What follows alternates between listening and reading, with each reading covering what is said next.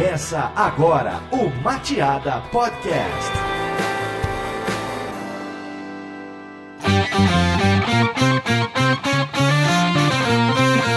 Opa, tudo bonzinho? Aqui é o Denis e eu não pensei em nada pra essa abertura. Alguém tem alguma sugestão? Eu acho que faltou o planejamento do Denis hoje. Pior, acho que eu não me planejei pra fazer essa abertura. Oi, eu sou o Luiz Bevilacqua e por falta de planejamento eu preciso de um break pra ir fazer xixi. Oi, eu sou o Felipe e eu me planejei 6 meses pra fazer este podcast. Meu nome é Bruno Cardoso e hoje com certeza vamos aprender muito sobre planejamento. Eu sou a Bruna Cunha e eu não me planejei pra esse podcast. Eu sou a Karina Andrade e eu tô nesse momento calculando o ROI desse podcast. Muito bom, eu tenho certeza que esse ROI vai ser muito positivo. Hoje a gente tá aqui com o Felipe Moraes pra compartilhar um pouco do conhecimento. E aí, Felipe, tudo bom? Tudo bem, pessoal? Vamos bater um papo aí sobre esse tal desse planejamento. E eu tenho certeza que vai ser um papo muito produtivo. A gente também tá com o Luiz aqui, diretamente da Austrália. Sim, diretamente de Sydney, vamos falar aí um pouquinho sobre planejamento. Vamos bater um papinho então sobre planejamento depois dos recadinhos da semana.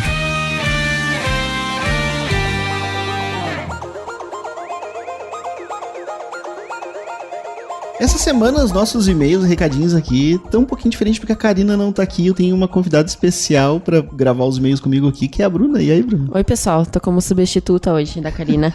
Tudo bom? Essa semana, na verdade, foi um presente de aniversário, né, Bruna? Você tava aniversário na segunda, né? Fiz aniversário. Quem quiser, inclusive, mandar presente aqui pra Mateada. Fiz aniversário segunda-feira. A Bruna, eu acho que é a pessoa que fica mais feliz com a história de aniversário. Como é que tu pode gostar tanto de aniversário? Eu adoro, é muito divertido. É muito bom. Nossa, eu tenho a versão... Eu no meu Facebook não tenho minha data de aniversário lá, porque eu não gosto de Tu fazer. não bota? Eu não gosto de comemorar aniversário, não gosto de pessoa dando parabéns. É verdade, tu não gosta. Mas tu gosta bastante, eu né? A gosto gente muito. almoçou junto na segunda, fez festa no final de semana inteiro, aproveitou que era feriado, ainda fez muita festa. Fiz muita festa de quarta a sábado. E ganhou bastante presente. Pior que não, eu não ganhei nenhum presente ainda, inclusive. Nenhum! Um da minha mãe só. É verdade, eu não ganhei presente. Tu tá ficando velha. Quando a gente para de ganhar presente, é sinal que a gente tá ficando velha. É, né? Então, pessoal, ó, mandem aqui pra Mateada. Não ganhei presente mesmo. Quem não enviar um presente, pelo menos manda parabéns aí pra Bruna. Né? Manda e-mail, um parabenzinho. E quem quiser seguir a gente nas redes sociais, a gente tem Facebook, Twitter e Instagram, né, Bruna? Uhum. Tu lembra do endereço do nosso Facebook? O Facebook é Mateada Podcast. O Twitter também é Mateada Podcast. @Mateada Podcast. E o nosso Instagram é Mateada Podcast. Olha só que coincidência, né? Os 3 redes são Mateada Podcast. Mas que tal? Siga a gente tá sempre publicando coisas legais lá, pra ficar também a par de todos os lançamentos dos programas. Aqui, cada vez que um programa sai, a gente posta nas redes. Instagram, a gente posta alguma coisa de bastidor de vez em quando, né? Então, siga a gente aí nas 3 redes sociais. A gente é uma maneira de interagir com a gente também. Se tu tem sugestão, se tem sugestão de pauta, tem elogio, quer dar parabéns pra Bruna, manda pelas redes. Utiliza as redes sociais aí que a gente tá sempre ligado lá. E a gente recebeu e-mails essa semana de novo, né, Bruna? Vamos lá, o primeiro e-mail foi do Américo Rodrigues, lá de São Paulo. Muito boa tarde, amigos do Mateada Podcast. Sou planner? Como é que se fala? Planner? É planner, né? E lembra que o Felipe falou que ele não gostava muito de quem chamava de planner, né? Ele preferia profissional de planejamento. Eu acho que foi nesse sentido, mas um planner é um profissional de planejamento. Tá, sou planner em uma agência de criação aqui em São Paulo. Existe um problema muito comum para quem trabalha com planejamento, que é convencer o cliente da importância dessa etapa do projeto e, principalmente, que ele precisa ser baseado em dados e estatísticas sobre o público-alvo, e não baseado em gostos pessoais, pois é muito comum ver o cliente querer impor sua vontade sobre as ações. Isso é muito comum e, infelizmente, acontece, né? O cliente contrata a agência e ele depois quer coordenar as ações, quer decidir o que vai ser feito, o que não vai ser feito, e muito em cima de um gosto próprio, né? Eu não quero que o meu site seja desse jeito porque eu não gosto, mas não é se assim. o teu público gosta, o que tu vai fazer, né, cara? Deixa acabar fluir, atrapalhando, né? Ou seja, tu contratou um profissional de planejamento pro cara planejar as ações, fazer uma pesquisa de mercado, e aí quando o cara vem e apresenta a solução, tu não quer seguir, não faz sentido nenhum. Então, é verdade, Américo, isso é uma coisa que realmente acontece. Muito obrigado pelo teu e-mail. O próximo não é bem um e-mail, foi um comentário no post lá no blog, que eu achei muito legal isso aqui. Eu fiquei muito fascinado pelo que o Gabriel Celestino de Uberlândia escreveu pra gente. Ele disse o seguinte: eu poderia parabenizar, dizer que o programa é incrível, etc. Mas eu acho que vocês já sabem. Olha, obrigada. A gente até já sabe, mas é sempre bom ouvir, né? isso, né? É bom ouvir de novo. Então eu vou simplesmente agradecer. Estou no meio do processo de transição de largar engenharia para fazer publicidade e imagine minha reação ao perceber que estou motivado a fazer algo novamente depois de um ano de dúvidas. E tudo isso graças aos seus podcasts. Sendo assim, muito obrigado e continuem com um bom trabalho. Meu Deus, que pressão. Que responsabilidade a nossa agora. A gente Meu Deus. interferindo no futuro do Gabriel aí. Nossa, muito legal. Mas ao mesmo tempo eu fico muito feliz desse nosso trabalho, de alguma forma estar atingindo as pessoas positivamente. É muito legal saber que existem pessoas nos ouvindo aqui tomando decisões da vida delas. A gente tá tocando pessoas, né? Cara, Gabriel, parabéns em primeiro lugar pela atitude. Então, certamente se tu tava fazendo engenharia e tava pensando em mudar, é porque ela não tava realmente te fazendo feliz. Então esse passo, principalmente parabéns por ti, pela coragem de ter dado esse passo e ter trocado de área, né? E nunca é tarde, ele não falou no e-mail dele qual era a idade dele, mas imagino que ele seja novo. Então, parabéns em primeiro lugar por ter dado esse passo aí, e muito obrigado por ter compartilhado isso com a gente, que é muito legal a gente saber que o nosso trabalho aqui tá impactando as pessoas desse jeito. E ele termina o e-mail dando uma dica de tema aqui, que é por que trabalhar com publicidade. É um bom tema. Eu acho que é um ótimo tema, a gente poderia convidar alguns publicitários aqui pra perguntar isso, mas eu quero aproveitar e sugerir pra ele o podcast que eu gravei lá no Radiofobia falando sobre publicidade, e a gente fala um pouquinho mais desse mundo. Se tu não ouviu ainda, Gabriel, é o momento, corre lá no Radiofobia, a gente vai deixar o link aqui pra tu ouvir. E uma coisa inacreditável aconteceu nesses últimos dias aí. A Bruna e o Bruno deixaram um Hate 5. Sabe que a gente precisa parar de falar Hate 5, ou pelo menos equilibrar aqui, porque essa semana um amigo meu perguntou assim, cara, que nhaca é essa de Hate 5? Daí eu disse pra ele, aquela avaliação, opinião que tu coloca lá no iTunes. Ele, porra, avaliação então, né, meu? Não é Hate 5. É que pra mim, sei lá, tô acostumado a chamar de Hate 5 aqui, na verdade são as opiniões, né? São as avaliações que as pessoas fazem do podcast lá dentro do iTunes. Então, sei lá, vamos chamar de Hate 5, vamos chamar de avaliação, opinião, seja o que for, mas deixa 5 estrelinhas pra gente lá no iTunes e deixa uma opinião, uma sugestão, qualquer coisa lá, porque isso é muito legal. É legal pra gente, é legal pro nosso ranking. A gente teve a avaliação da Bruna, finalmente, né, gente? Dando Hate 5, ainda bem que tu deu Hate 5. Né, ainda bem. Tu gosta do podcast, é isso? Até que bem. Eu acho que o Bruno também gosta, porque ele também deixou. Ele também deu 5. Mas funcionou, né? A gente deu uma indiretinha pra vocês lá na leitura de e-mail passada. Então, Karina, eu não tô vendo o teu nome aqui, Karina. Então, vamos lá, né? Exatamente, agora tá faltando a Karina aí, né? Tu votou também? Eu, claro, fui um dos primeiros, né? E a gente teve também um review, uma opinião, um Hate 5, agora eu não sei como é que a gente chama isso, mas do Lucas Oliveira. Recomendo. Muito bem feito e profissionais com excelência. Lucas, obrigado pelo teu review, e fica o convite aqui pra quem estiver ouvindo agora, né? Se tem uma conta no iTunes, vai lá e deixa uma avaliação, deixa as tuas 5 estrelinhas lá pra gente. Vamos pro programa então, esse bate-papo super planejado, hein? Tem que ir, né? Vamos nessa então.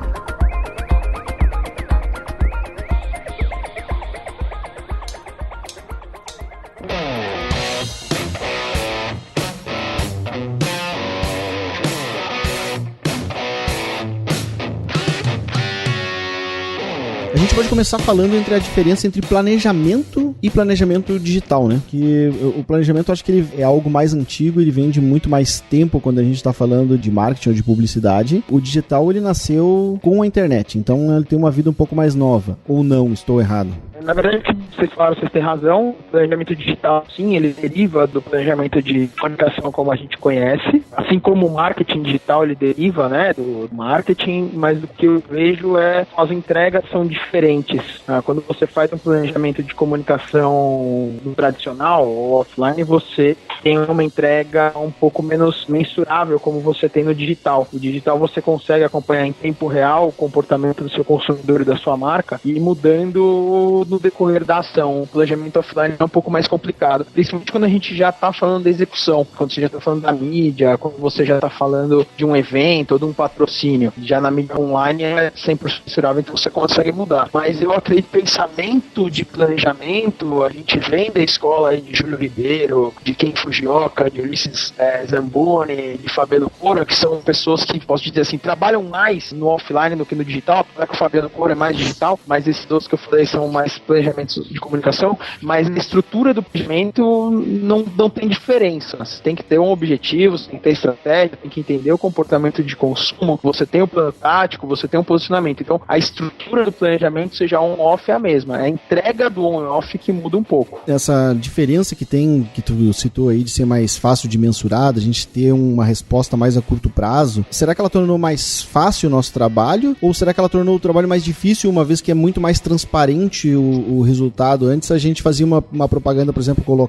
fazia uma mídia na TV, uma mídia no outdoor, por exemplo, algo bem offline. A resposta ela não era clara e muitas vezes a gente poderia ter maus profissionais se escondendo atrás dessa cortina, de o resultado não ser transparente. Hoje em dia é mais fácil a gente trabalhar porque a gente tem um resultado bem mais fácil de mensurar. Por outro lado, ficou mais difícil o trabalho porque uma vez que o planner não for realmente muito bom, é muito fácil da gente conseguir enxergar isso, né? Como é que tu vê esse cenário? Hoje o profissional digital que não é bom, ele, é o que você falou, é facilmente perceptível como você consegue tirar o cara da operação, porque o cara não está dando resultado. O que acontece hoje no nosso mercado é que o digital tem uma barreira no crescimento que é exatamente a barreira mensurável. Então, tanto o profissional de agência, o planejamento de agência, quando ele é ruim, ele é cortado da empresa, como o profissional na gerência de marketing também. É mais cômodo e é mais fácil você continuar colocando o seu dinheiro na TV, que não é o 100% mensurável, do que subir seu banner no wall. E como é que você vai justificar para o seu cliente que você comprou 1 milhão de impressões e só 2.000 pessoas clicaram, né? E dessas 2.000 pessoas, só 50 pessoas compraram o seu produto, por exemplo. Como é que você justifica isso? E na Globo você não tem que justificar. Então o que a gente continua vendo? A gente continua vendo um estudo do Ibope, que saiu há 15 dias atrás. Eu fiz até um post sobre isso. Saiu um estudo do Ibope mostrando que 55% das pessoas que assistem televisão já estão migrando para televisão on demand, e até coincidência o mesmo número, você tem um número de 55% das pessoas que vão cancelar a sua TV a cabo nos próximos 6 meses, exatamente pelos serviços como o Netflix on demand, pelo YouTube, que também é on demand, né, que você pode assistir o que você quiser, a hora que você quiser,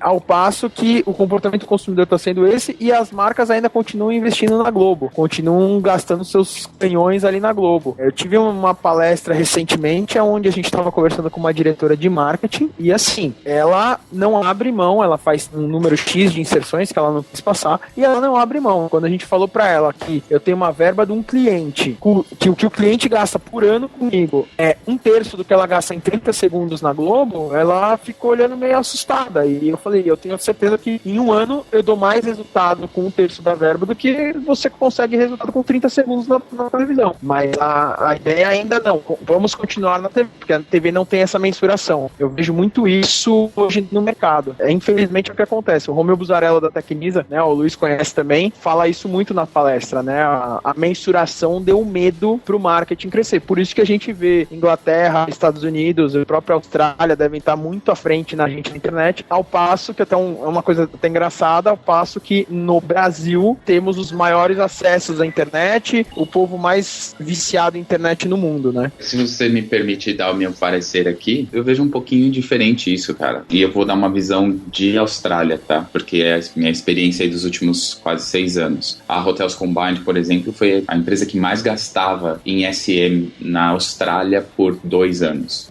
Em 2012 e 2013, eles eram a empresa que mais gastava em AdWords na Austrália. E eles pegaram simplesmente 50% dessa verba e colocaram na TV e deu certo. Eu acho que a questão aí tá na atribuição, tá? Como é que você vai atribuir, se você vai pro último clique, se você vai pro primeiro clique, ou se você vai fazer um path de atribuição e construir o seu próprio peso para cada touch point que o customer tem com a marca, que é uma coisa muito difícil de se fazer. Mas eu prefiro sempre trabalhar dessa forma. Então, se eu não tenho como fazer uma atribuição mais perto possível do perfeito, eu coloco nas coisas que dão certo. Eu coloco no meu SM ou vou pra TV. Essas duas coisas, aqui na Austrália, eu tenho como mensurar a TV. Inclusive, em alguns casos aqui, ainda não é uma coisa super estabelecida, mas você pode fazer é até feio falar real-time bidding, porque não é real-time bidding, mas você tem tipo um broker que você fala, olha, esse programa tá dando certo pra mim, continua nele, tira essa inserção que tá ali e bota ali. Então, tipo, você tem muito mais flexibilidade pra colocar na TV. Você não tem aquela mensuração exata de clique, mas você tem como ver, através do Analytics, por exemplo, qual foi a hora exatamente que o seu comercial entrou, e você faz uma mensuração, por exemplo, na Hotels Combined a gente tinha um time spent no site que falava pra gente que 3 minutos, de 3 a 5 minutos após uma inserção na TV, a gente atribuía aquele acesso ou compra à TV. E a gente conseguia trabalhar um retorno por inserção com a TV. Eu não sei se... Eu entendo, assim, eu tentei fazer isso no Brasil e não consegui. Em 2014 eu tentei trazer a marca pro Brasil com um nome diferente. A gente fez em propaganda na TV e tudo mais. Foi muito mais focado em TV a cabo, mas não deu certo.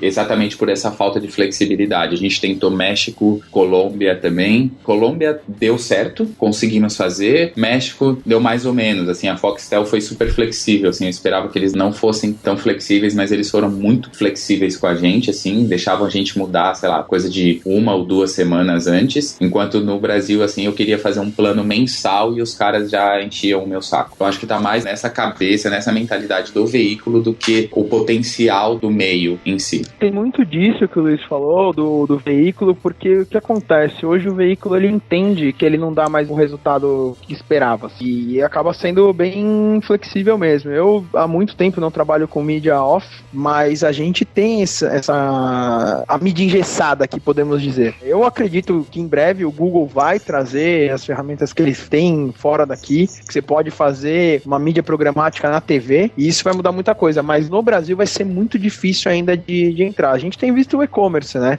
Eu tenho conversado muito com pessoas que atendem clientes de e-commerce lá fora, que um resultado ruim para um e-commerce nos Estados Unidos é 16, 18% de conversão. Aqui no Brasil, 2% de conversão, você dá pulos de alegria, né? The simple fact is, mobile ads work.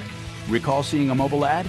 You're not alone. Eu tô vendo vocês falar aí sobre experiência e conhecimentos diferentes. Para um profissional de planejamento, qual que é o perfil ideal para esse cara? Cara, o cara tem que ser curioso pra caramba, gostar muito de ler, gostar muito de pesquisa e principalmente ser apaixonado por comportamento de consumo. É o que eu falo pra todos os profissionais quando eles vêm conversar comigo, qual é o perfil. Eu falo isso, a gente tem que ser um pouco fora da caixa, a gente é o responsável por trazer inovação. O Luiz sabe, a gente fez um projeto juntos em 2005 ou 2006, né, Luiz? Entregando nossa idade já, que era um projeto extremamente inovador.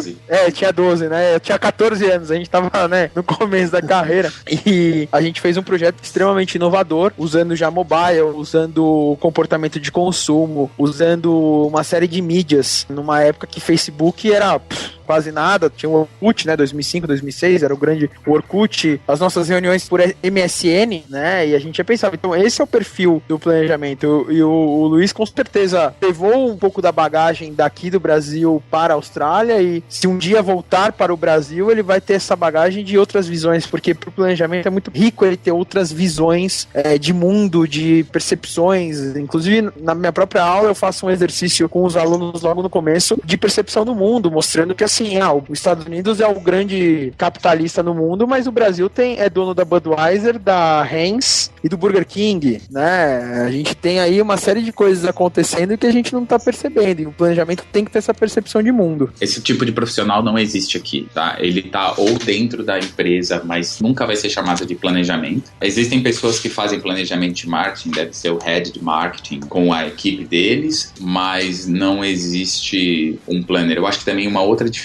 é que no Brasil a agência tem uma importância muito grande dentro do cliente. A agência se coloca muito dentro do cliente, assim, que eu não vejo aqui. A agência é bem mais afastada do cliente no sentido de o quanto você dá de informação para sua agência e o que você espera de entrega da sua agência. Eu acho que no Brasil você acaba colocando muita coisa nas costas da sua agência que deveria ser feito dentro de casa. Talvez eu esteja falando isso porque, de novo, as duas empresas que eu trabalhei são duas empresas que fazem tudo in-house. Prefiro 1 milhão de vezes fazer in-house do que dar na mão da agência. Não porque eu não gosto de agência. Eu acho que uma coisa que eu tenho visto acontecer bastante, principalmente nessa parte de planejamento, já que esse é o top, é que os caras vêm com aqueles slides com 40 mil ideias. É muita coisa. É muita energia jogada fora, sabe?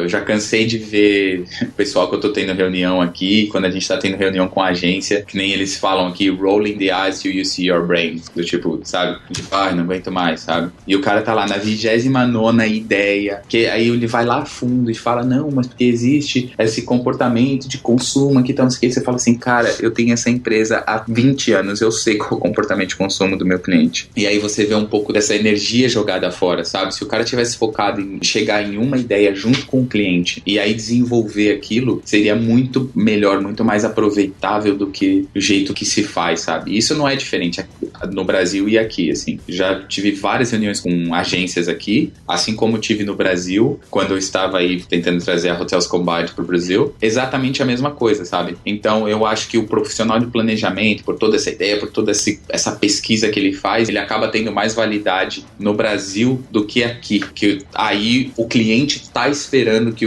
a empresa venha com todo esse embasamento, e aqui eu não sinto isso. Embasamento é fundamental, é importante e tal, mas muitas vezes os caras estão mais do tipo assim, como é que tá o filme aí de TV, sabe? Eles estão muito mais diretos no como é que tá o filme, porque eu sei que eu te dei o briefing certo. Aqui a gente tem um problema que eu tenho visto bastante, tô até batendo bastante nessa tecla, que a gente tem visto muito a ideia pela ideia. Então é igual o Luiz falou, chega aqui um PowerPoint com 40 slides, 39 ideias. Aqui no Brasil tá a mesma coisa, mas não tem a história. A gente não tem visto o cara ter um objetivo, ter uma estratégia, e aqui não tem isso do cliente saber qual é o briefing. Às vezes ele passa o briefing, ele nem sabe. Costumo, por exemplo, em sala de aula, passar um briefing pros alunos assim, vocês têm 300 mil reais pra lançar a Mercedes 6080 no digital. E a galera dá risada, só que esse foi o briefing que eu recebi da Mercedes. A gente recebe briefing, qual é seu público? Pra vocês terem uma ideia, eu recebi um briefing agora no começo do ano, que o público do cara era qualquer pessoa que entrasse no shopping e gastasse 70 reais. Então esse é o público dele. Qual é a concorrência? Qualquer empresa que você possa gastar 70 reais é o concorrente dele. Ele é um cara de material pra casa, tá? São utensílios pra casa, e ele se coloca concorrente no McDonald's, porque eu gasto 70 reais no McDonald's quando eu vou com a minha filha e com a minha esposa. Então ele se coloca com isso, e aí o público dele é esse. A gente recebeu outro dia um outro briefing de um cliente, onde o público dele eram homens e mulheres classe AB de 18 a 50 anos. Falta um pouco desse aprofundamento que o planejamento tem que trazer, e eu tô ficando impressionado agora com essa nova onda aí de consultor, né, nesse quase um ano de consultor, de chegar em concorrências de empresas gigantescas. A gente participou agora em fevereiro, é uma multinacional que no segmento dela, ela é a terceira no Brasil em vendas, tem alguns bilhões de vendas no Brasil. A gente faz uma concorrência com 7 agências, que isso também acontece no Brasil direto, você faz concorrência com 5, 10, 15 agências, aonde o cara vira pra gente e fala assim, poxa, vocês são a 6ª agência que estão apresentando alguma coisa, pela primeira vez eu vi um planejamento, porque até então eu vi, era uma concorrência para redes sociais, até então eu vi post em Facebook, monitoramento e Facebook Ads. Falta um pouco, né, o que o Luiz falou, esse embasamento, falta um pouco contar essa história. A gente não tá vendo isso no dia a dia. The simple fact is, mobile ads work. Recall seeing a mobile ad? You're not alone. Bom, vocês falaram bastante aí dos erros e dos acertos dos profissionais de planejamento, né, assim que fala. Mas esse cara, ele tem que ter uma série de competências aí, né, além de ele trabalhar bastante com métricas, que a gente começou falando disso, né, de como as métricas estão pressionando aí o trabalho e estão mudando a forma de trabalhar. E a gente também falou muito de criatividade, surgiu um monte de talentos aí que um profissional de planejamento tem que ter. Pela experiência de vocês, como é que funciona esse dia a dia, assim, no que o profissional se concentra mais, o que ele exige mais tempo ali de pesquisa, de análise de dados, como é que funciona? Eu acho que você tem que saber muito de PowerPoint. Tem que manjar muito de PowerPoint. Não, eu tô brincando, mas triste de falar isso, mas muitas coisas acabam se tornando assim, do tipo, em muitos lugares o planejador acaba se tornando o cara do PowerPoint, o que é um desperdício, como o Felipe falou, toda essa pesquisa que você faz, todo esse aprofundamento que você faz, o tempo que você põe nisso, o tanto que você influencia a criação e as outras áreas dentro da agência, a mídia, etc., acabar sendo jogado pelo PowerPoint que você faz. E eu já vi muitas vezes em concorrência, inclusive quando a gente trabalhava na Cappuccino, essa briga pelo melhor PowerPoint, sabe? Eu até acho que a Cappuccino nem se importava tanto assim com o PowerPoint. Óbvio que tendo um dos donos sendo um cara de criação e super detalhista com a questão de criação, ele fazia questão de que o PowerPoint fosse legal, mas eu tentava botar o menos possível do meu tempo no PowerPoint, mais tempo possível no conteúdo do PowerPoint. E é óbvio que com os meus skills de PowerPoint a coisa ficava horrível, e o Vitão, no final, ele acabava tendo que virar uma noite fazendo um keynote bonitinho com o conteúdo que eu fiz. É muito difícil você falar de um perfil de planejador ou de um skill que o cara tem que ter. Obviamente, se ele estiver mais focado no digital, ele tem que saber um pouquinho de tudo da parte do digital, sabe? O que é possível de se fazer. Eu acho que é mais isso. O planejador tem que saber o que é entregável, o que daquela ideia ali é entregável, e também conhecer bastante o cliente para saber assim, o que esse cliente vai aprovar, ou como é que eu vou fazer para convencer esse cliente, qual é o meu poder de influência nesse cliente, para você conseguir botar aquilo que você tem em mente na rua e fazer acontecer. Cansei de ver gente dar ideia de, tudo faz um app.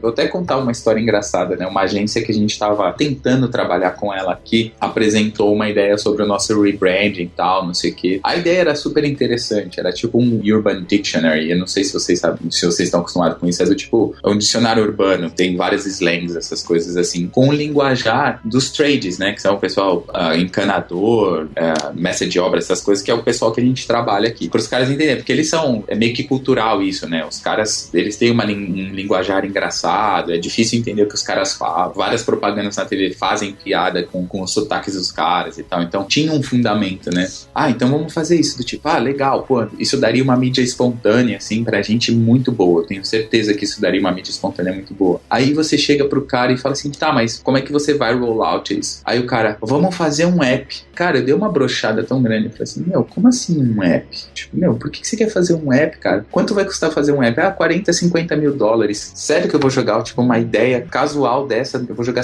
40, 50 mil dólares num app? Você tá achando que eu sou o quê? Eu sou uma startup, tá ligado? Então, faltou isso, faltou o cara pensar naquilo, olhar pra mim e olhar que eu sou uma startup e falar assim, pra fazer um app custa 40, 50 mil dólares. Ninguém vai fazer isso no nível que esses caras estão, sabe? Quanto que isso dá em mídia de verdade? Tipo, como que eu conseguiria fazer isso? Tecnologia que eu poderia usar? Faltou muito isso do cara. Então, acho que o planejador podia ficar nisso. Podia ficar naquele cara que vai saber muito bem como que um projeto se encaixa dentro daquele cliente. Muito a parte de execução também, sabe? Ele não precisa programar, mas ele precisa saber sentar com o programador, com o Bruno, e falar assim, Bruno, essas são as limitações que a gente tem. Como é que a gente faz para diminuir um pouquinho nisso, ou aumentar um pouquinho nisso, ou usar uma linguagem X ou uma linguagem Y de programação, que é mais fácil, sabe? Mais ou menos isso. É até engraçado, Luiz, que você não tá aqui no Brasil vendo as vagas de emprego para planejamento, que saber mexer no PowerPoint no Keynote é diferencial. Se preocupa mais com o profissional que pensa a estratégia, que pensa no comportamento do consumo, que vai pra rua, vai planejar. Você tem que ter experiência com planejamento e saber mexer no Keynote. E ainda assim, saber mexer no Keynote é diferencial. Se você só souber o PowerPoint, talvez você não consiga a vaga. E isso é o que acontece hoje. Eu concordo com isso. A gente tem que ir pra rua. Eu sou muito da escola do John Steele, que é o grande profissional de planejamento, e é o cara que 20, 30 anos atrás monta a área de planejamento e difunde a área no mundo inteiro, onde ele fala assim, o planejamento tem que ser útil. O planejamento tem que ser aquele cara que vai dar todo o direcionamento para comunicação. Talvez isso que eu até brinco sempre quando a gente vai ver ficha técnica de campanha, você tem o estagiário de marketing, mas você não tem o planejamento. A não ser quando o profissional o planejamento é um dos donos da agência. Exatamente porque a gente meio que deixava de lado, porque a gente é o cara que faz o PowerPoint. E o que o Luiz falou é verdade, eu trabalhei com o mesmo, né, com o Vitão. A gente tinha também algumas brigas no bom sentido, então adoro ele, o cara é muito legal, mas porque a Cappuccino tinha essa preocupação, a Tesla também tinha muito essa preocupação de como seria o PowerPoint. Pra vocês terem uma ideia, uma vez a gente apresentou uma campanha num slide branco e preto, só mostrou o conteúdo pra diretoria, a diretoria reprovou, e aí o atendimento pegou um template pronto, colocou meia dúzia de imagens e a diretoria amou o projeto, sendo que a gente não tinha mudado uma vírgula. Então ainda assim o planejamento ele é pautado pelo que tá no PowerPoint. Mas falando um pouco do nosso dia a dia, a gente rala pra caramba. Às vezes a gente vê assim, porque a criação vara à noite, o planejamento vara à noite também. O planejamento tem que ir pra rua, eu defendo que planejamento nem deveria ficar na agência. Acho que o planejamento tem que chegar na agência segunda-feira das 9 ao meio-dia, faz uma reunião de alinhamento e vai pra rua. Porque o mercado, né, o movimento acontece na rua. Eu sempre falo aos meus alunos, vocês vão ter muito mais insight de comunicação e de comportamento de consumo na praça de alimentação de um shopping ao meio-dia do que na sala de reunião durante 3 horas, né? Vendo as mesmas pessoas que você já conhece e sabem que muitas vezes não são consumidor, né? Quando eu trabalhei pra Mercedes, eu sentava numa sala com 4 pessoas que ninguém ali daquela sala, inclusive eu, tinha tinha dinheiro para comprar uma Mercedes. Não era ali que as ideias iam surgir, né? Como é que eu ia vender um Mercedes de 150 mil reais debatendo sobre o comportamento de consumo com um cara que ganhava 2 mil reais por mês, que era um assistente, né? Então a gente tem que ir muito pra rua. Isso falta pro planejamento, falta. Você vê poucos caras indo pra rua. E quando você vai pra rua faz uma diferença enorme na sua entrega, né? Qual a comunicação que você vai levar.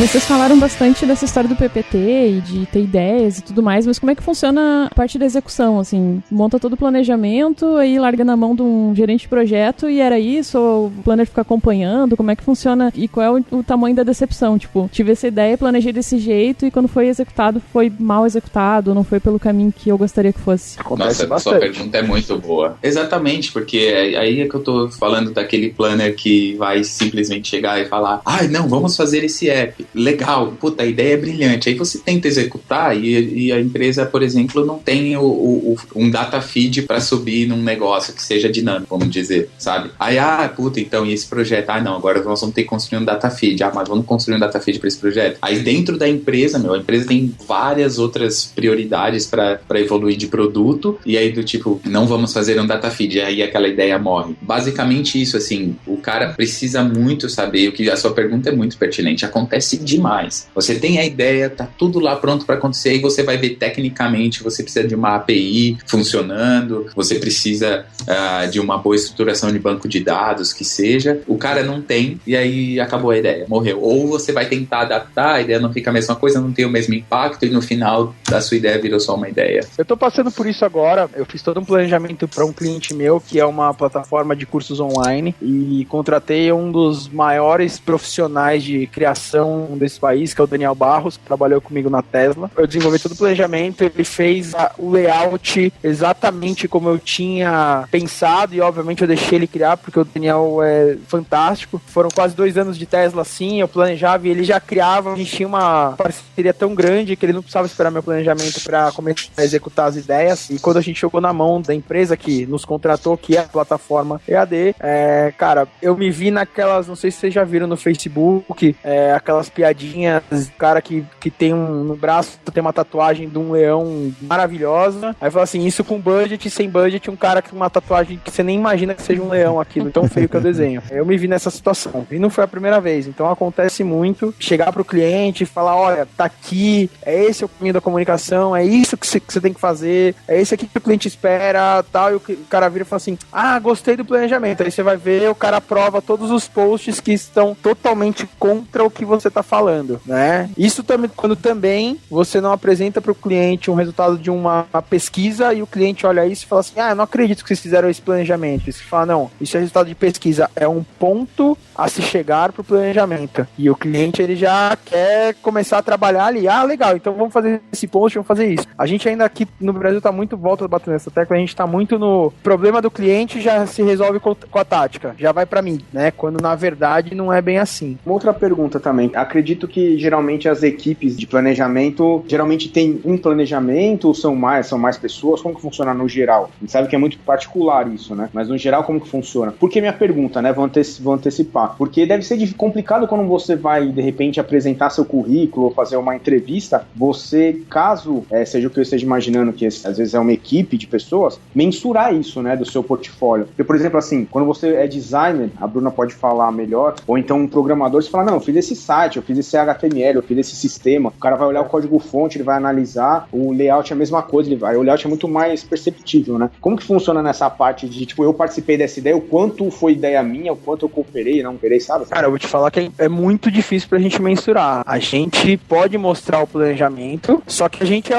o antes. Então, o que me impede de eu fazer um planejamento horrível, a criação e a mídia mudarem todo o meu planejamento pra o negócio dar certo, e aí eu pego aquele case que deu certo e coloco como eu sendo o cara que criou. É muito difícil. Passei por uma situação na Tesla uma vez, onde a diretora lá me chamou na sala pra questionar meu trabalho, porque a gente tinha acabado de criar uma campanha maravilhosa pra mim, tanto que a gente apresentou pro cliente, a única palavra as palavras que a gente ouviu foi, não tenho não tenho o que falar da campanha, essa foi a aprovação, e a diretora me chamou pra falar assim, eu vi muita criação, mas eu não vi o planejamento. E aí eu tive que mostrar pra ela que a gente ficou 80 horas dentro de uma sala, onde eu fui jogando todas as pesquisas, todos os inputs e todas as provocações necessárias que o planejamento faz pra criação chegar naquele resultado. E aí ela saiu da sala, chamou a dupla de criação, a dupla de criação falou exatamente o que eu tinha falado pra ela. Se não, planejamento, e aí eu era sozinho no planejamento, o cara trouxe, olha a pesquisa que ele trouxe, olha a análise de concorrência, olha o que ele trouxe, tudo isso ajudou a gente a chegar naquela ideia, porque senão seriam ideias perdidas, seriam ideias por ideias. Então é muito difícil mesmo, você tem razão, pra gente defender qual é o nosso trabalho, qual é o nosso conhecimento, né, que a gente ajudou no projeto. Qual é a dica então pra quem tá montando um portfólio, tá montando um currículo? Como é que esse profissional pode expor os trabalhos que ele já participou e os resultados que ele já deu? Olha, às vezes a gente monta nossos PowerPoints, a gente não pode divulgar para o mercado porque tem muito dado sigiloso, né? A criação tem esse problema. Quando você monta um layout, você não pode colocar nenhum dado sigiloso. Então, às vezes fica um pouco complicado. O que eu sempre falo para meus alunos é assim, todo planejamento que você faz, pega aquele PowerPoint, guarda, tira os números, põe X, porque quando você vai mostrar o seu portfólio para um outro profissional de planejamento, ele entende que você pode passar números que não são confidenciais, né? Que são confidenciais, você não pode mostrar para ele. Então, ele quer ver a sua estratégia, ele quer ver qual foi o seu resultado, ele quer ver o que você fez de diferente. Então, assim, você pode criar um case, o cliente veio com um determinado problema, eu pesquisei isso, eu entendi que o consumidor era esse, e a resposta criativa, o posicionamento, ou o pensamento estratégico que eu dei é esse. Então, você pode preencher essas 4 caixinhas aí para apresentar. Eu diria a mesma coisa. Eu não trabalho mais com planejamento especificamente, mas dentro da minha área mesmo, hoje é a mesma coisa. O problema era esse, descobri isso, pensei nisso, executei isso que resultou naquilo. Basicamente, assim que a gente faz portfólio, que a gente faz isso em forma de cover letter, que é uma carta que você manda junto com o seu currículo. Assim. Eu acho que o profissional de planejamento, ele, por essência, ele já é um gerador de conteúdo, que é bem o que o Luiz falou, né? Nós colocamos aquele conteúdo no PowerPoint ou num Keynote para vender isso para nossa diretoria, depois vender cliente, e que toda essa ideia que a gente está amarrando, ela seja vendida para o consumidor final, para que ele compre a marca ou o produto que a gente está vendendo. Então a gente é um gerador de conteúdo. E exercitar isso é muito legal. Tem um profissional de planejamento que eu gosto bastante, que eu sigo, o Jurandir Craveiro. O Jurandir já escreveu uns 3 ou 4 artigos, e até tem um vídeo, que eu até uso em aula esse vídeo, falando da importância do profissional de planejamento em escrever. Você tem que ler muito para escrever bem. Então é muito legal ver quando o profissional de planejamento escreve. O problema é que não tem tantos. E você tem tantos espaços hoje, você tem uma oficina da NET, um Web Insider, um Mundo do Marketing, um eMaster, você tem uns 12, 15 sites aí que trabalham com o conceito do usuário gerando conteúdo e que você pode escrever e eles vão publicar. Então isso é muito legal, é muito gratificante quando você chega numa cliente, em algum lugar, e o cara cita um artigo, ele nem sabe o que você escreveu, mas ele cita um artigo como sendo uma referência para ele. E o mercado vai comprando isso, ele vai começando a entender as suas ideias, ele vai entendendo como é que você formata a ideia, porque isso para o profissional de planejamento é muito importante. A forma como você formata a ideia, como você consegue pegar um monte de dados e transformar aquilo numa linha de raciocínio lógica e clara, é importante. Aconselho todos os profissionais de planejamento, eu falo isso muito em aula, como falar pra galera, escreve, não tem saco, abre um blog, WordPress, o Blogger, ou mesmo quem tem um pouquinho de entendimento de linguagem, de programação, pode criar um site e sair por aí escrevendo. Tomar cuidado, porque o que você vai escrever vai ficar publicado e as pessoas vão comprar a sua ideia achando que você é inteligente ou não, mas escrever. The simple fact is, mobile ads work. Recall seeing a mobile ad? You're not alone.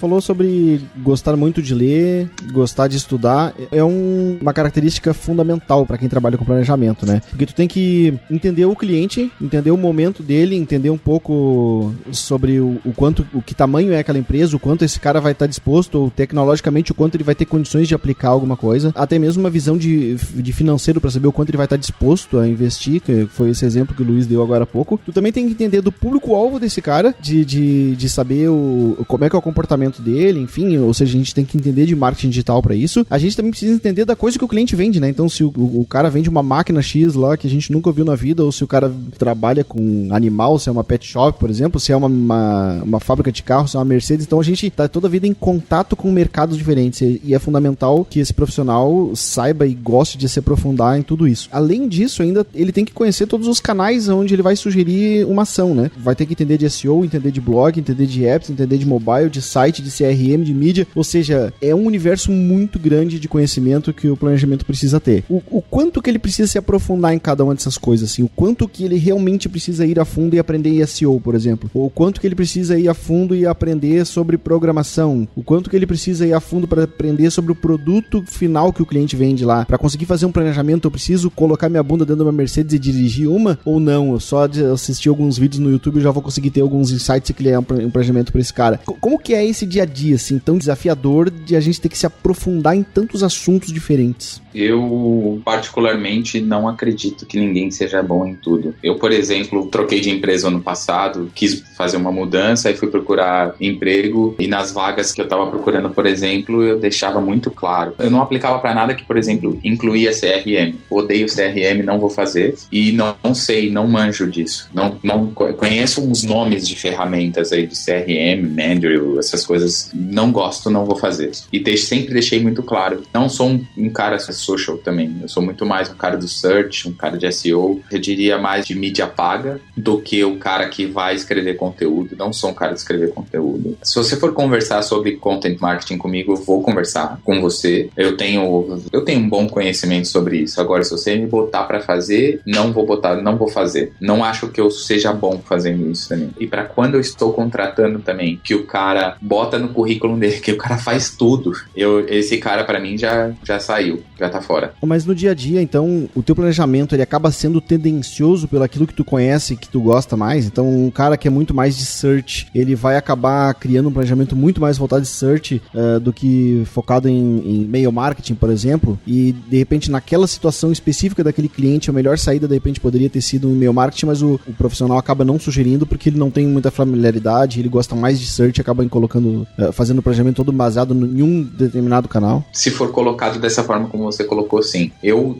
procuro empregos em empresas que ou é focada naquilo que eu gosto ou tem uma outra pessoa cuidando do CRM, entendeu? Fazendo e-mail, fazendo CRM, fazendo o social, entendeu? Eu faço social, eu faço advertising social, mas eu não faço conteúdo social. Existe uma diferença. Existe o cara que é o head de marketing ou o head de planejamento, que ele precisa ter um conhecimento de um pouco de tudo. Possivelmente ele não vai ser aprofundado em nada. Ou ele é aprofundado em alguma coisa que foi onde ele começou a carreira dele. Aí hoje em dia ele comanda um time que tem conhecimento aprofundado em várias outras coisas. Assim como eu acredito que seja a mesma coisa num head de tecnologia, por exemplo, num CTO. O CTO, tenho certeza que ele tem caras com skills muito maiores do que ele abaixo dele, mas ele é o manager daquelas pessoas, né? Então, eu acredito que seja assim em outras áreas também. Mas o cara fazendo, se você é mão na massa, eu não acredito um cara que é bom em tudo. Eu posso estar errado, mas eu não acredito nisso. Não acho que é possível. É tipo você falar que um médico é pediatra, geriatra, ortopedista e cardiologista. Ele sabe um pouquinho. Se você conversar com ele sabe a linguagem. Ele não é aprofundado em todos. Concordo com o que o Luiz falou. Eu acho que o profissional de planejamento ele tem que ter uma visão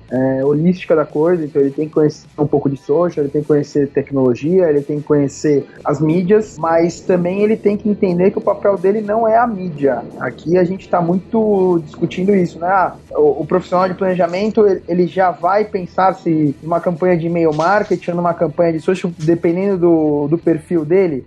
A gente tá indo um passo além do planejamento, que é pensar no plano tático, pensar na mídia. É o que eu falei, pra mim, eu prefiro muito mais sentar com o pessoal de planejamento, de mídia, e falar, olha, meu público é esse, a minha comunicação é essa, a minha concorrência tá fazendo isso, a gente tá com essa estratégia, e se vira pra divulgar a estratégia, do que ficar pensando, porque pra mim o comprador de mídia é o cara que vai pegar lá, comprar o espaço da mídia, e o mais assertivo. Agora, o que vai ser colocado naquela mídia é muito criação e planejamento trabalhando junto. E com certeza o que o Luiz falou, ele tem razão. Cada profissional tem um perfil.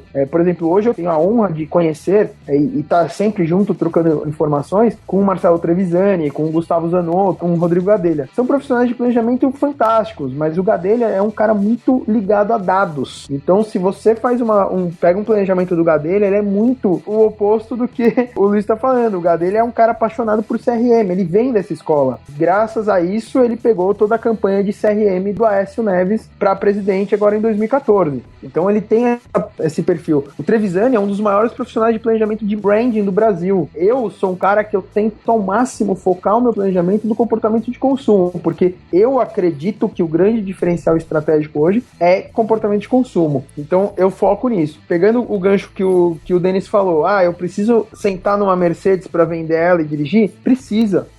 Eu costumo falar hoje que o marketing é dividido em duas partes, a experiência de consumo e o entendimento do consumidor nessa jornada de consumo. Você tem que entender isso bem. Então assim, se eu tenho que passar num banner a experiência de dirigir uma Mercedes, eu tenho que saber qual é essa experiência. Até em aula eu coloco um slide daquele filme Do Que as Mulheres Gostam, quando o Mel Gibson começa a se depilar, né, pra sentir, e eu falo assim, não precisa chegar nesse nível. O que a mulher busca quando ela tá se depilando? A gente não tá com essa pegada hoje, por isso que tá muito o problema do cliente vai pra mídia, esquece um pouco, né? Ontem mesmo eu vi um post de uma menina, tá grávida, e o e-mail marketing que ela recebe é: oi, tudo bem? Sabemos que você está inchada, isso não é legal. Você vai falar isso pra mulher grávida? Né? Quer dizer, planejamento feio. Pô, a mulher já é vaidosa por natureza. Tem uma filha de 5 anos que já quer passar batom, colocar roupa igual a madrasta, já quer ir no shopping na Zara, ela já nasce vaidosa. A mulher, quando tá grávida, né, essa minha ex-aluna minha tá com 7 meses, então já tá com aquela barriga, já tá com aquela estria que é normal da gravidez, já tá se sentindo mal, já tá se sentindo rejeitada. Aí você manda um e-mail desse e com certeza não teve CRM nenhum, não teve nada, simplesmente pegaram a base e manda o mesmo e-mail pra todo mundo, aí não dá resultado, né? Quer dizer, você não tem a experiência, você não sabe o que o consumidor vai sentir. Quer dizer, talvez uma outra pegada de, olha, nós sabemos como você está se sentindo, então olha o que a gente pode fazer por você, entrar na comunicação no link, né? A gente tem visto aqui a Heineken fazendo isso, e a Daniela, que é a vice-presidente de marketing da Heineken, ela deu uma entrevista outro dia falando exatamente isso, e eu tô roubando essa ideia dela. A mídia pela mídia é só um espaço. Ela criou uma ação onde o relógio, naqueles relógios de rua, tinha um determinado start, onde via aplicativo o consumidor se conectava com a marca. E ela fala, a gente só usou o relógio como a mídia para espalhar, mas não era essa a preocupação era o meu consumidor se comunicando com a minha marca, se conectando com a minha marca. Qual é o conteúdo que eu ia entregar para esse consumidor? E isso é um pensamento totalmente perfeito no marketing atual, mas hoje qual é o pensamento? Vamos fazer o relógio para divulgar a comunicação. Que comunicação? Hoje eu fui comer um lanche no shopping, tava em frente a um KFC, o menu do KFC hoje é televisão. Pô, que legal. Cadê a conexão com o consumidor? Tá todo mundo com o celular na mão, né? Agora o McDonald's, ontem minha esposa postou um negócio no Facebook, que agora o McDonald's vai usar tablets nos seus restaurantes para entreter o consumidor. Aí um amigo meu que mora na França há 10 anos posta assim, pô, legal que o Brasil vai fazer isso aqui na França, já existe há 5 anos, né? Não tem mais essa conexão, não se pensa nessa conexão. Eu acho que esse é o grande papel do planejamento, é pensar nessa conexão de marca, é pensar nessa experiência de marca. A mídia pela mídia. O Google é muito atrelado qual é o canal de mídia que o consumidor está mais aderente, né? E obviamente no Brasil o Google não pode fugir nunca da sua estratégia, mas não é só isso, não é só a mídia. The simple fact is, mobile ads work. Recall seeing a mobile ad? You're not alone. E deve ser complicado quando a gente diz respeito a prazo, né? Porque é isso que o Denis estava comentando. Tipo, você vai precisar ter uma ideia, sei lá, para uma campanha ou qualquer coisa que seja de um produto. Imagino que seja mais fácil você falar, nós, assim, tipo, eu, como homem, é muito mais fácil falar de uma cerveja, de um carro, de uma coisa outra assim, do que qualquer outra coisa, né? Que não esteja muito na sua rotina. Deve ser uma variante muito grande esse negócio de prazo, ou não? Eu acho uma débil mentalzice, vamos dizer assim, você pedir um planejamento em 1 semana, 2 semanas. Você tem 2 semanas aí? Não, eu tenho muito mais. É uma benção nisso, assim. A gente tava rebranding. Aliás, as 2 empresas que eu trabalhei passou por um rebranding. A Hotels Combined levou mais de 1 ano pra rebrand. E a que eu tô agora, a gente lançou a semana passada a marca nova. Nós passamos 6 meses fazendo o rebranding da empresa e pensando em tudo isso, toda a narrativa, qual é a mensagem que a gente quer passar, como é que a gente vai conectar com o usuário, etc. A da Hotels Combined, por exemplo, foi e voltou milhões de vezes, assim. A gente fez com uma empresa de branding aqui. A boa parte foi feito com a Interbrand, que é uma empresa bem conhecida de branding, e a outra parte foi feito com uma local aqui da Austrália. E, cara, os caras iam e voltavam 1 milhão de vezes, porque os caras assim, não é isso, volta lá, senta lá e faz mais um pouquinho, pensa mais um pouquinho, e depois, não, ainda não é isso, tá chegando lá, mas, vai lá, relaxa. E os caras davam prazos reais, tipo, 3 meses a gente vai te apresentar isso em 4 meses. Eu acho isso nada mais do que óbvio. Você pedir planejamento inteiro de marca, né, de uma marca nova, etc., em questão de dias ou semanas, é estupidez. Desculpa aí se alguém faz isso, mas é uma estupidez. A gente faz isso não porque a gente quer, mas porque a gente é obrigado. Eu lembro na minha época. Por isso que vira PowerPoint. Eu lembro na minha época de Cappuccino, no núcleo 3N, que a gente montou, né? Eu, o Vitor, o Nosnica e o Guga Mafra, que a gente chegou a montar 4 planejamentos em um dia. Você quer dizer que você montou 4 PowerPoints em um? 4 PowerPoints em um dia. É óbvio que você pega a mesma ideia, né? E tinha lá até um projeto que a gente brincava muito, que a gente pegava a mesma ideia, mudava o logo do cliente, o Vitor mudava a cor do PowerPoint e ia embora. Não tem como. Mas aqui a gente recebe briefing de concorrência na quinta-feira para entregar na segunda. Quando você tem muito tempo, a gente tem uma semana para montar o planejamento. E aí você monta, e o que eu acho a maior sacanagem, principalmente quando a gente fala em concorrência, é você ter 3, 4 dias para montar uma concorrência, o cara apresenta e você demora 6, 7 meses para receber uma resposta da concorrência. Quando recebe, o cara fala assim, então a gente vai manter a mesma agência por alinhamento. E é o que acontece. Aqui no Brasil, a forma como os clientes pressionam, principalmente o profissional de planejamento, é insana. É insano. Isso pode virar até um tópico para um próximo podcast, assim, a gente falar sobre isso, sobre essa diferença e o quanto isso desvaloriza o trabalho da agência. É impressionante, assim. Eu vejo muito disso, assim, o desrespeito que há com a agência, estando dentro do cliente, assim, do tipo, lá vem a agência aí, tipo, lá vem os caras que vão vomitar a ideia aqui. E aí o cara também te desrespeita no sentido de te dar um briefing na quinta-feira para pedir para segunda-feira, mas ele mesmo não tem prazo para te responder, né? Sim, isso acontece demais. Isso é uma coisa horrível. E é um dos motivos pelos quais eu não trabalho mais em agência, porque é muito desrespeito. É extremamente desrespeitoso. The simple fact is, mobile ads work. Recall seeing a mobile ad?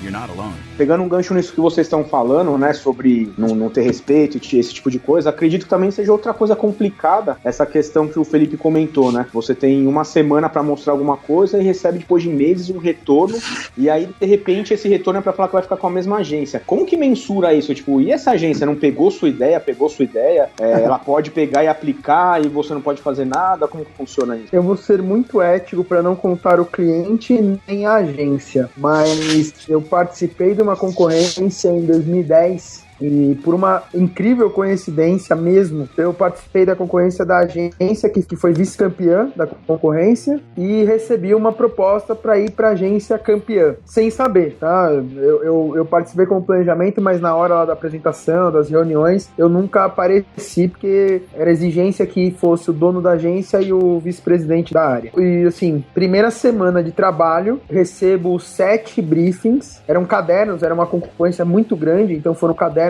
de 70 a 80 páginas cada um. Eu recebi os 7 cadernos de 80 páginas cada um. Peguei a minha equipe, obrigado pelo cliente, peguei a minha equipe pra gente fazer um levantamento das melhores ideias. E dentro de uma apresentação que a gente fez com as melhores ideias, a gente foi selecionando quais eles queriam que a gente executasse. É simples assim. Você vai falar o quê? Quando o presidente da empresa vai até a sua mesa com todos os materiais, entrega na sua mesa e fala assim, o seu primeiro job pra mim vai ser fazer isso. Ou você pede demissão, ou você faz. Não tem muito, não tem muito segredo, não tem muito por onde sair. Eu conversei com o meu diretor, que eu achava isso um absurdo, ele concordou comigo em tudo, ele nem sabia disso, ele nem sabia o que aconteceu, ficou sabendo por mim, ficou puto da vida, mas você vai fazer o quê? Eu fui contratado para atender esse cliente, teoricamente quem pagava meu salário era esse cliente. Ou você quer ser o revolucionário e levanta e fala, não vou fazer isso e vai embora, ou você faz e entende que se você fizer isso, a agência vai virar e falar assim, tá bom, não faz, tchau, pega um currículo, contrata o cara e fala, agora você vai fazer isso e outra pessoa vai fazer. Mas aí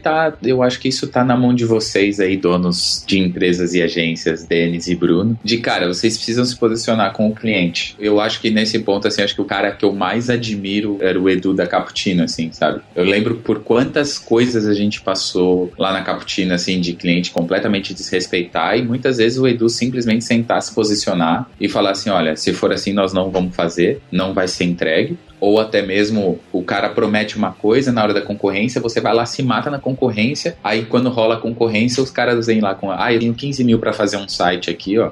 Aí você fala assim, tipo, imagina, gente, eu não tô falando da aqui, viu? Não é, tá? Corta isso, hein, Galo?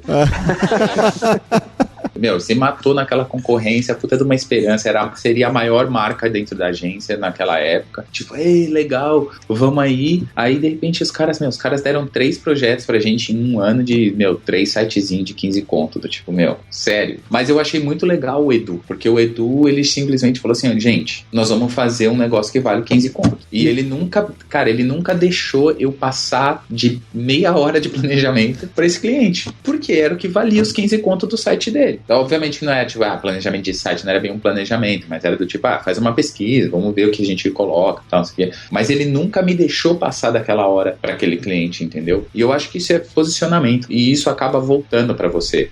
Aconteceu um caso, inclusive, com a Cappuccino e a Hotels Combined. A Hotels Combined acabou selecionando a Cappuccino para ser a agência deles no Brasil. As coisas mudaram um pouquinho no percurso. Eu saí da área que eu tava dentro da Hotels Combined, fui cuidar de outros mercados, então eu não tava mais cuidando de Brasil, e aí num dia desses, assim, eu tava falando com o meu chefe lá e falei assim, cara, e aí, como é que tá? A Cappuccino vai rolar? Eles, puta, cara, não vai rolar, a gente vai ter que mudar de estratégia, nós vamos ter que fazer outra coisa. Eu falei assim, vocês estão de brincadeira, né? Porque até então a gente já tinha escolhido a Cappuccino já tinha apresentado 2 planejamentos pra gente, e eu sei que os caras colocam esforço e tempo nisso. Cara, eu sentei com o meu chefe e falei assim, isso não pode acontecer. O Edu mandou um e-mail super educado, mas super posicionando assim, do tipo, cara, você não pode fazer isso com a gente. E a Hotels Combined simplesmente pagou pelo planejamento. A gente falou assim, bota um preço no seu planejamento que você me vendeu. O Edu foi lá e colocou um preço no planejamento e a gente pagou. E a gente nunca usou, mas pagou pelo planejamento. Entendeu? Mas cara, isso é posicionamento da agência. Isso quem tem que colocar é a agência. Né? Se você for pensar nas épocas lá de trás, na época de ouro, do Washington Oliveira, etc. Eu até assisto com a minha esposa o Mad Men, aquele seriado que também é dentro de uma agência que se passa na década de 80, eu acho. Tipo,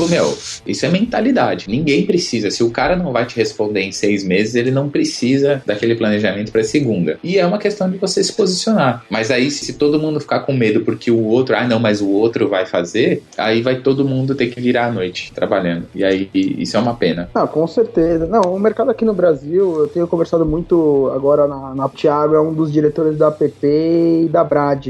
A gente tem conversado muito como é que essas associações podem se posicionar, porque tá muito ridículo. E assim, a gente não sabe que o cliente vai demorar 6 meses para responder. O cliente a gente passou agora em novembro por uma concorrência, o cliente, assim, passou um cronograma certinho. Dia tal é a primeira reunião, dia tal a segunda reunião, apresentação do planejamento, tal, tudo direitinho. E, cara, a única coisa que ele não cumpriu foi o dia que ele tinha que responder. Ele demorou 3 meses para dar uma resposta. A empresa tinha que ser penalizada. Eu também acho. Tinha que na estar Europa, em contrato. Mas concorrência você não faz contrato, infelizmente. Na Europa é assim, como você falou. Na Europa, a Coca-Cola vai abrir uma concorrência, vai chamar 3 agências, as agências vão ganhar uma grana pra fazer aquilo. Aqui no Brasil, não. Aqui no Brasil, eu já participei de concorrência, né, de uma operadora de telefone aí gigante com 15 concorrentes. 15. Mas isso, aí, de novo, isso é posicionamento da agência, cara. Se você tem ali, tem alguém trabalhando pra você de graça, fazendo massagem no seu pé, fazendo carinho na sua cabecinha pra você dormir, e esse cara não fala pra você assim, olha, isso custa tanto, você vai pagar. Você não vai pagar. Você vai simplesmente falar, esse cara só vai fazer uma massagem no meu pé aqui, tranquilo. Não, faz aí.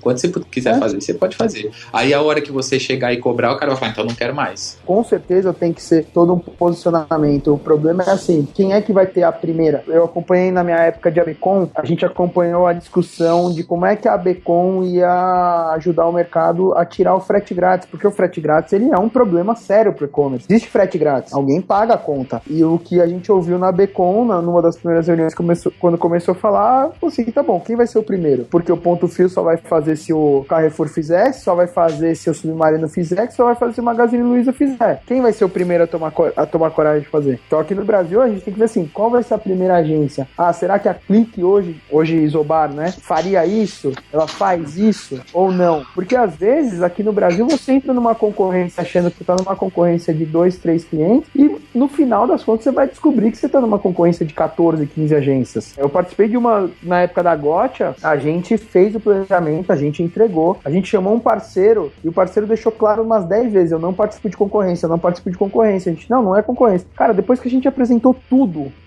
na hora que o cara saiu da sala, no elevador, que eu fui brincar com o cara, falei, bom, tem contrato, o cara virou pra mim e falou assim, não, eu tô conversando com mais 2 agências, porque essa concorrência, como assim concorrência? Não, vocês estão numa concorrência. Ou vocês acham que eu ia entregar a minha conta pra uma agência sem conversar com outras? Cara, a gente ficou sabendo na 5ª reunião, entendeu? Eu nunca mais falaria com esse cara. Acho que Não, até uma pergunta pro Denis, né? Que tá como dono de agência agora, como é que ele lida com essas coisas do cliente, com esses deadlines retardados e essa falta de respeito. Cara, tem muito essa falta de respeito mesmo. Eu tive uma escola com o Edu também, é um cara que eu admiro muito, gosto muito dele como profissional e como amigo também, então eu sigo muito o exemplo dele, tento sempre ter um posicionamento mais firme aqui. Mas a gente tem sempre que cuidar também pra não perder, né? Não perder um negócio, não perder um cliente por causa disso, e tem tudo a ver com o que o Felipe tava falando agora. Seria muito legal e é muito bonito a gente pensar que se o mercado todo fosse assim, se todas as agências se posicionassem assim, seria melhor pra todo mundo. Mas infelizmente não é, então a gente acaba tendo que ceder muitas vezes, ou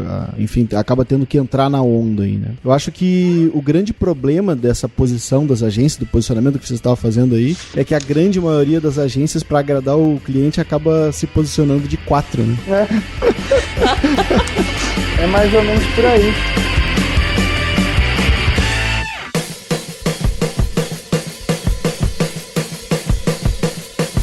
Planejamento já deu pra notar que é um assunto que tem muita coisa aqui, né? É muito extenso e é muito tópico, muita coisa diferente, anos de dedicação. E o Felipe colocou toda essa experiência que ele tem num livro, né, Felipe? Tu pode falar um pouquinho pra gente de como é que surgiu a ideia do livro, como é que surgiu a necessidade e falar um pouco do livro mesmo, o que quem quiser comprar o livro, onde é que ele pode encontrar o livro pra comprar e o que ele vai ter de informação nesse livro que tu escreveu. Legal. O livro, na verdade, ele é projeto 2007, quando eu começo a trabalhar mais especificamente no planejamento. Eu já tinha passado pela Libra, que foi onde eu conheci o Luiz, através do Ronaldo, né, que é um amigo que a gente tem em comum. Começo efetivamente a trabalhar um pouco mais no planejamento. Já tinha passado por Cappuccino e tava querendo aprender um pouco mais. E comecei a pesquisar sobre o livro e não achava. E aí eu vou brincar que eu sou igual o gordinho que não sabe jogar futebol, mas compra bola, né? Eu falei, já que não vão deixar eu jogar futebol, então eu compro a bola e pelo menos eu posso jogar. Então eu peguei e criei o livro, isso em 2008. Lancei ele em 2009, a primeira versão. Demorou aí uns 2 anos pra eu encerrar todas as 1000 edições, assim, foi um negócio trabalhoso, né, porque eu não era conhecido, enfim, uma série de coisas. E aí, em 2012, através de uma aluna, veio o convite da Saraiva pra eu relançar o livro. Aí eu tive alguns problemas de saúde, né, que vocês sabem bem como foi, passei por uma série de coisas na minha vida, e em 2014 eu peguei efetivamente e refiz o livro inteiro. Então, o livro lançado em 2009, ele tem, acho que 5 páginas nesse novo, o resto é totalmente diferente, novos cases, novas abordagens, novas formas de passar o planejamento, novas experiências, né, porque até então, de 2007 para 2014, eu passei por muita coisa legal e tá no livro, e aí em 2015 eu lancei ele, e ele tá, assim, até um sucesso muito legal. Em 7 meses foram 2.000 edições vendidas, a gente deve já começar a falar agora, o mês que vem, eu já devo começar a falar com a Saraiva de uma 2ª edição, não vai mudar muito para esse da capa azul, e é isso, foi toda a minha experiência, os meus cursos. Então eu fiz o bootcamp e pus muita coisa do bootcamp aí, muitos eventos que eu fui, muitas conversas, né? Então eu tive a oportunidade nesses anos de conversar com o Fabiano Coura, com o Ken Fujioka, com o Ulisses Zamboni, trocar e-mails com esses caras sobre planejamento, fazer até entrevistas com eles sobre planejamento, e tá tudo no livro. A Saraiva é editora, então obviamente no site da Saraiva é o melhor lugar para se comprar. Eu não sei o valor, sendo bem sincero, não sei qual é o valor, porque eu sei que acabaram,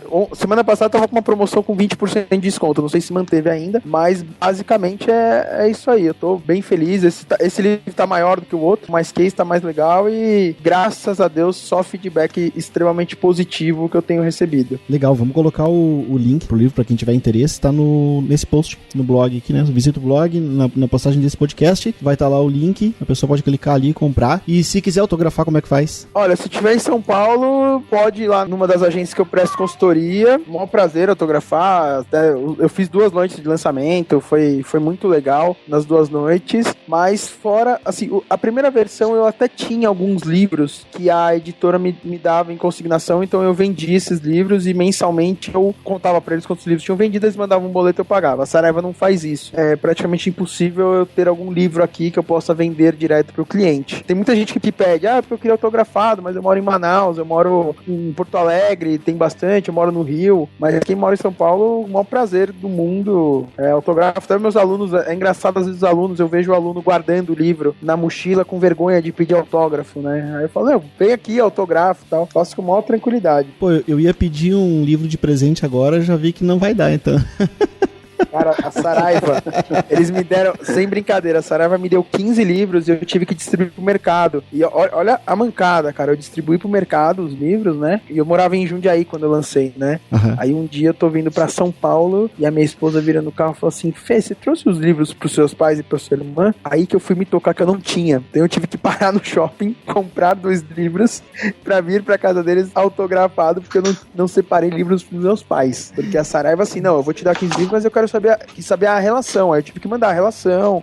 Aí eu fui entregar pessoalmente pro Júlio Ribeiro, então tirei foto, mandei pra Saraiva, mandei lá uma foto dos envelopes que eu estava no correio, então os endereços das agências, né, de quem eu tinha falado que eu ia mandar. A Saraiva é meio complicada pra isso. Até pra fazer divulgação de marketing, a assessoria de imprensa lá da Impacta pediu 30, eles deram 10. Aí a assessoria mandou, né, pro meio mensagem, pro próximo, teve matéria, mandou pra Folha, saiu lá na Folha o livro também, né, mas mesmo assim a Saraiva segurou um pouquinho. Os caras são mega controlados, então. The simple fact is, mobile ads work. Recall seeing a mobile ad? You're not alone. Acho que tem uma história bem legal quando a gente foi fazer uma reunião com o pai do Juninho Paulista. E assim, é engraçado porque a agência que era da conta era a Libra e a gente tava querendo marcar a reunião e depois de 3 meses o Luiz lembrou que ele era agência. E aí a gente foi fazer reunião com o cara e eu, como um bom São Paulino, né, esperando que eu ia ver o Juninho Paulista na reunião. E eu passei a reunião inteira esperando o Juninho Paulista entrar na reunião e o cara não entrou. E eu nem lembro qual foi o conteúdo, porque eu só ficava pensando, pô, o Juninho vai entrar e eu vou pedir autógrafo, né?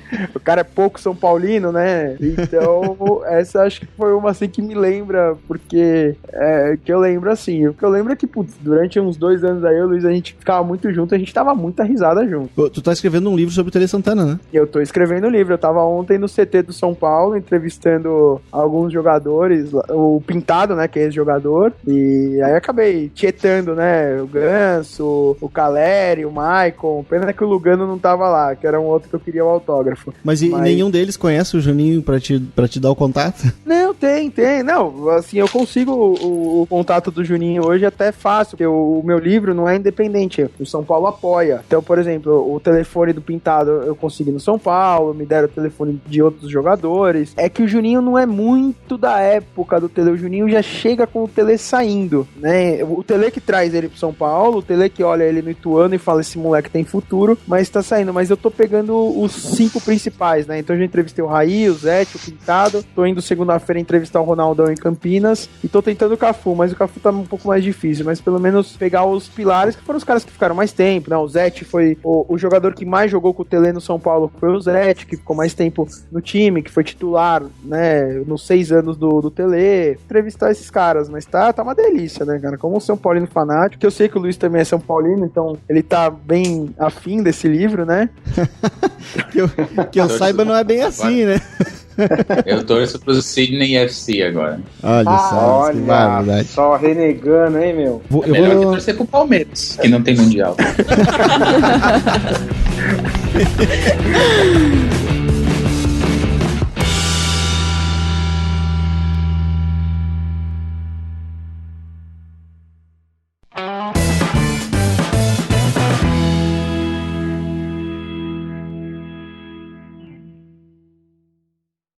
Este podcast foi editado por Radiofobia, podcast e multimídia.